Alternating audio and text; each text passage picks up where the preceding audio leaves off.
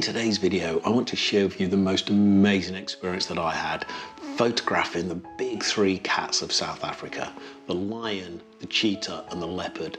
And included in this video, I'll include images of the very, very rare white lion, as well as a post-kill after the pride had been hunting. And also I'll include the wounded cheetah and her cubs, and also the most amazing encounter that I had with a leopard where it came so close and we made direct eye contact.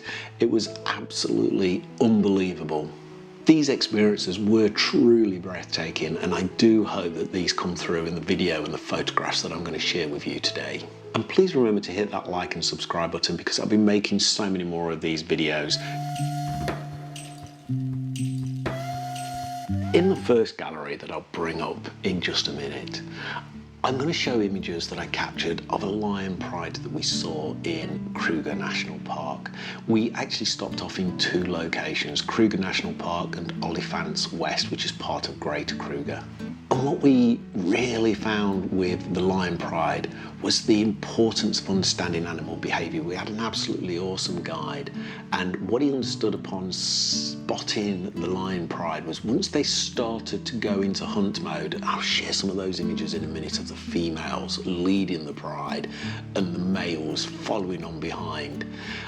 What we discovered was that being able to read where the pride are going to go is absolutely phenomenal, because Kruger's very busy, and when we were there was probably 30 to 40 cars by the time that we'd start to observe and first spot the pride of lions. But what our guide was able to do was predict where they were going to go. So we went down one of the roads, and whereas everybody else went up the road to get as close as they could to the potential pride, we went a little bit further down with just one other car.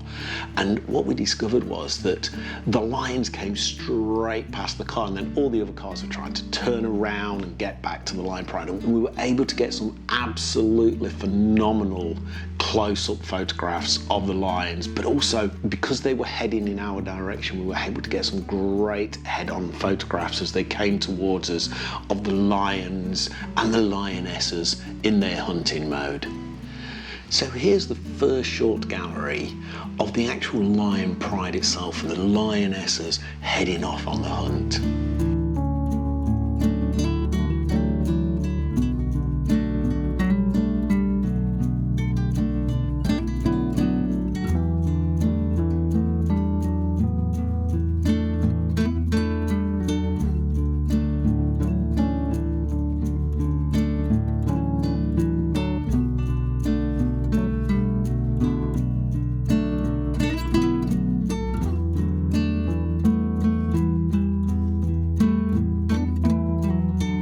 Once the lionesses had headed off, the lions themselves, there was two large males within the group.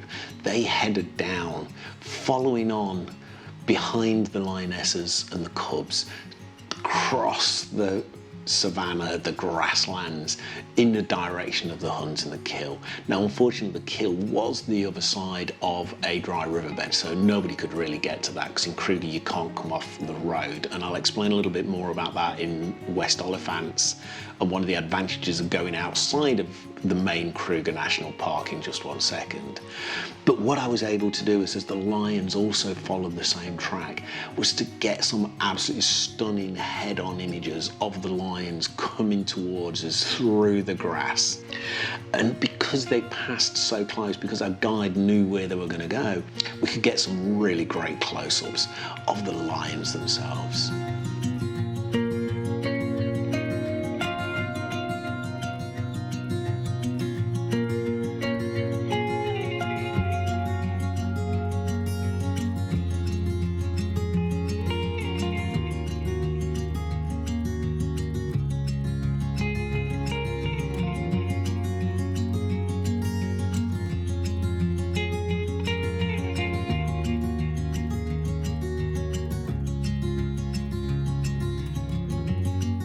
So this brings me on to another sighting, which was a post-kill that we managed to get in West Olifants, and it also allows me to explain the difference between Kruger National Park, where you can't leave the roads and there's so many vehicles.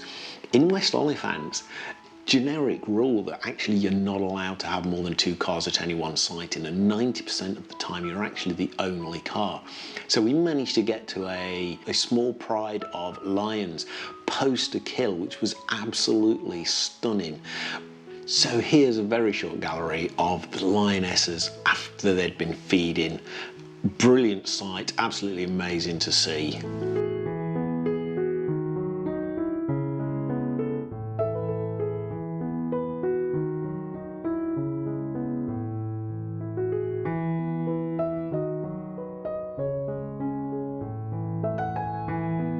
And the other thing that we were able to do within the West Oliphants area, because you can go off-road, we could get into some really great angles. So on one sunset drive, we managed to come across a small pride of lions, but we could move the vehicles into a position where we could backlight the lions. The sun was behind them. The sun was shining through the lion's mane. Absolutely beautiful. And this is something that is very, very tricky to do in the actual main Kruger Park. So if you're ever going on safari, ever thinking about it, definitely consider going to some of the greater Kruger National Parks rather than the Kruger National Park, because it allows you that greater flexibility, and also it's very much more a personal experience with the actual sightings and the animals that you're going to be seeing. So here's a short gallery of just the backlighting effect that you can achieve of the lion's mane. Absolutely loved this, and also a really, really close-up image of the lion itself, which is one of the things you can do in the Oliphants West Nature Reserve. And then I'm going to go on to the sighting of the white lion.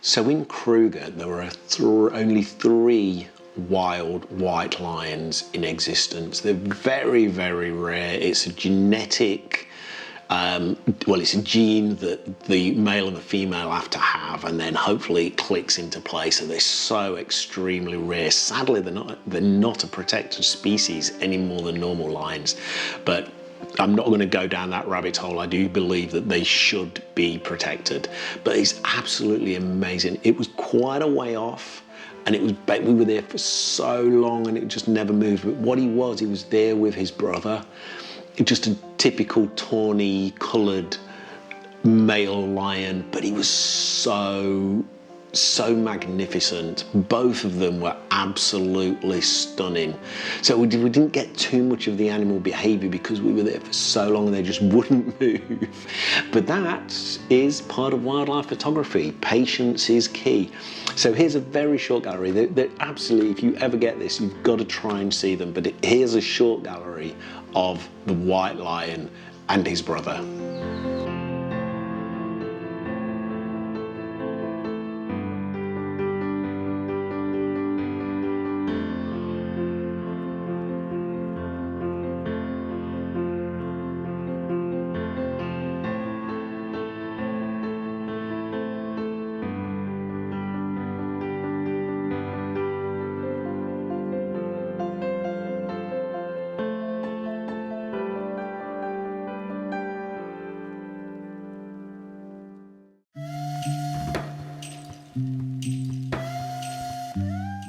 And within Kruger National Park, we were really fortunate enough to see a cheetah and her cubs. She was absolutely magnificent. She was a little bit distant away from the cubs, but you could tell that she was so observant, she was so alert. She was sitting up, she was lying down, she was resting, whilst the cubs sat under the shade of one of the bushes. What we noticed as part of her behaviour was she kept licking her legs and paying a lot of attention to this, and we didn't really, at the time, because of the distance, we couldn't really make it out. But it was only when I had got the photographs back and I zoomed in, you could see that she had a big wound across one of her forelegs. It was just an open wound.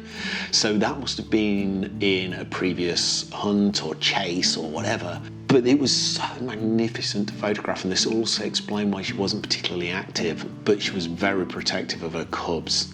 So here's a very short gallery. This is one of my ones to go back for. I mean, there's so much to go back for, to be perfectly honest. But this is ones I want to see cheetahs in action, because she was absolutely magnificent to observe and watch.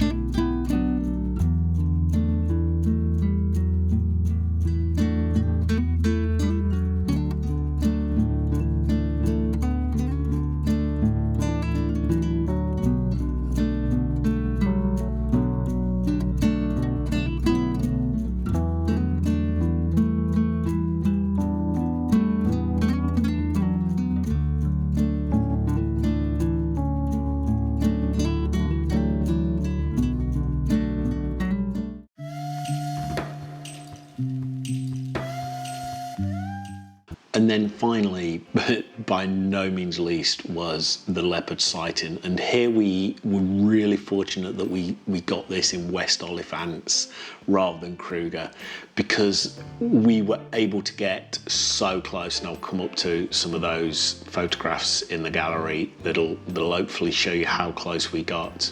So we were the only people observing this leopard, and it was lying in a ditch, just sheltering, and it was a sunset game drive, so it was already getting quite dusky and quite dark. But what was most amazing was it started to go on the move. Now, because in West Oliphants you can go off-road, basically our guide just drove through the bush just to follow the leopard, not to intimidate it or create a false behaviour, but just to follow and track what the leopard was doing naturally, which was absolutely amazing. So we were able to follow it, and because it was getting dusky, there was a couple of times where we could turn the spotlight onto the leopard, and it came so close. We were parked up, and it was because we'd kind of gone around and circled ahead of the leopard, and again that's the importance of such a good guide. We'd gone quite a way ahead of it.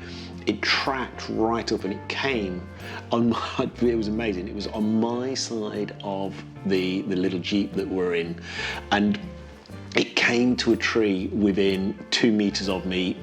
Direct eye contact, absolutely phenomenal. Did a little scratch of the tree. It was really weird. It wasn't a scary encounter. It was just absolutely magical. It was just unbelievably phenomenal. So to make direct eye contact at such a short range, and the funny thing was, I mean, this is kind of my own fault. The reason I know it was so close is I had my camera lens set to focus between 3 meters and infinity, no closer, and the camera couldn't focus because the lens would not allow it to go below 3 meters. It was so close to make that kind of, and these eyes are so intense and beautiful. It was kind of a really surreal, mystical experience. It really was. Then it spotted a small group of impalas, a small herd. It was so dark.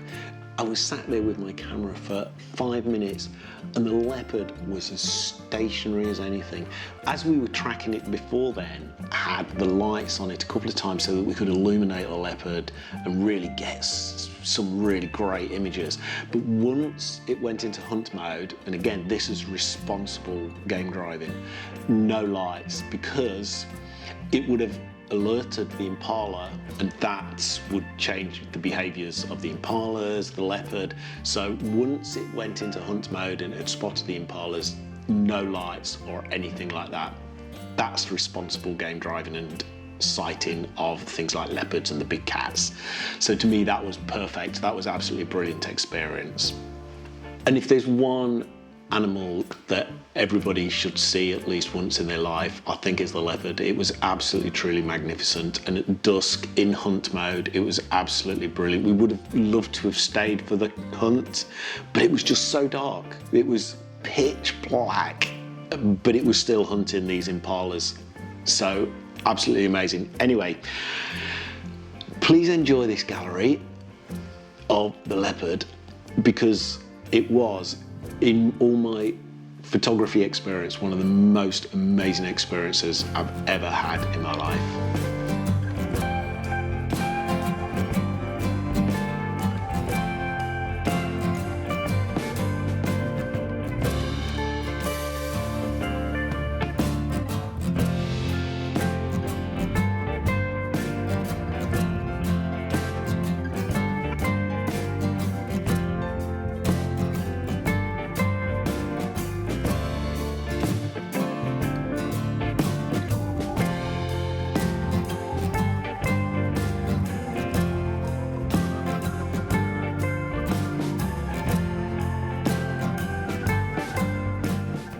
I do hope that the magical nature of this experience has really come through in the images and the footage that I've showed you today in this video. Please let me know in the comments below if you have had similar experiences or planning to go on safari. It'd be amazing to have a conversation with you about that. And please remember to hit that like and subscribe button as well. Your support for the channel is massive because there's going to be so many more of these videos coming on in the future as well. Please remember to like and subscribe to the channel and also check out these videos next. Thank you very much for your time in watching this video, and until next time, thank you and see you soon.